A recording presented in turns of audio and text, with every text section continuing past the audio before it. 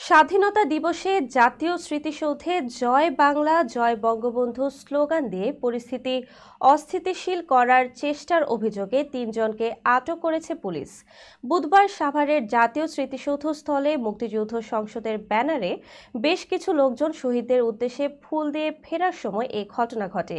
আটকরা হলেন মুক্তিযোদ্ধা সংসদ সন্তান কমান্ড কেন্দ্রীয় কমিটির সাধারণ সম্পাদক ও মুক্তিযুদ্ধ প্রজন্ম লীগের মহাসচিব সিরাজগঞ্জ জেলার সেলিম রেজা, মুক্তিযোদ্ধা সংসদ সন্তান কমান্ড কেন্দ্রীয় কমিটির সাংগঠনিক সম্পাদক শহীদুল ইসলাম ও আশুলিয়ার দক্ষিণ গাজীর চট্টরের সোহেল পারভেজ। জানা গেছে, আজ বেলা 11:30টার দিকে জাতীয় স্মৃতিসৌধের শহীদ বেদিতে ফুলেল শ্রদ্ধা জানান কয়েকজন লোক। এ সময় তারা হাতে লাল পতাকা নিয়ে আওয়ামী লীগের বিভিন্ন স্লোগান দেন। পরে উপস্থিত জনতা তাদের ধাওয়া দিয়ে কয়েকজনকে মারধর করেন। এই সময় পুলিশ ঘটনাস্থল থেকে আওয়ামী লীগ সন্দেহে তিনজনকে আটক করে নিয়ে যায়।